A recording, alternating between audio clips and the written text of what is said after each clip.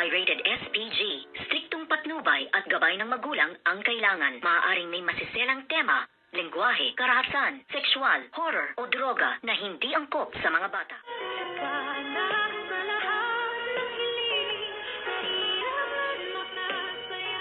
Good morning and welcome sa aking munting channel. Tuluyan na nga kinuha nitong ang si Dax ang ating bidang si Dr. Annalyn Santos at hinostage nga niya para nga makatakas sila ng kanyang minamahal na si Zoe. Ngunit tumayo na nga itong si Zoe at sinabi nga niya na, Dax, hindi na kailangan pang umabot sa ganitong sitwasyon at sumuko ka na lang para nga sa magiging anak natin. At dito nga ay halos ayaw talagang magpapigil nitong ang si Dax at ipinagpipilitan nga niya na hindi masasaktan si Dr. Annalyn Santos basta makalabas lamang sila ng maayos ng kanyang minamahal na ito ngang si Dr.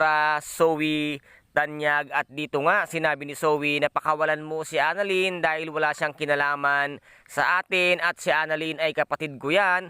Kung kaya't dito naman ay medyo nga nahimasmasan itong si Dax at tuluyan na nga niyang pinakawalan si Dr. Annalyn Santos. Ngunit wala silang kaalam-alam na ito palang si Dr. Carlos Benitez ay merong isang taong inutusan na hitman para nga tirahin at patayin ng tuluyan nga si Dax dahil ayaw na ayaw nga niyang magkatuluyan si Dax at ang kanyang anak na si Zoe. Ano din kaya ngayon ang gagawin ni Zoe once na malaman nga niya na isa pala sa mga tatay niya ang nagpapatay sa kanyang minamahal at magiging ama ng kanyang anak ay walang iba kung hindi si Dr. Carlos Benitez na wala na rin katulad dito nga sa kanyang mami demonyitang Moira na magkasing sama nga ng ugali. At dito naman ay tuluyan na nga ring pinagbabaril ng mga pulis itong ang si Dax na naging sanhi ng pagkamatay nga ng tuluyan na nitong si Dax. At ngayon ay nagluluksa uli ang ating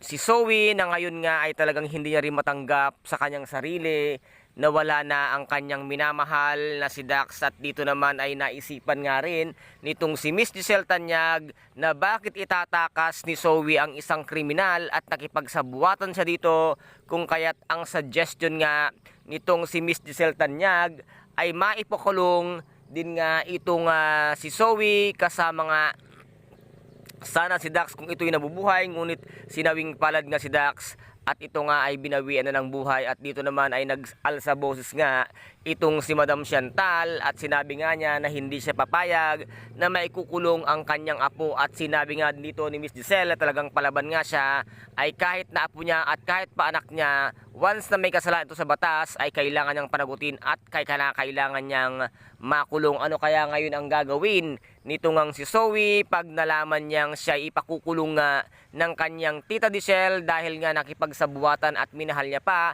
ang isang taong kriminal na ayaw nga ng lahat kay Dax. And guys, ito po ang ating pakaabangan mamaya dito nga sa Abot Kamay na pangarap na kung saan ay napaka-intense at kapanapanabik ang bawat eksena. At kung nagustuhan po ninyo ang aking videos for today, paki-subscribe na lamang po ng aking channel, paki-like and share para maging update kayo sa lahat ng gagawin kong videos. Maraming salamat po. Ingat, God bless and bye-bye!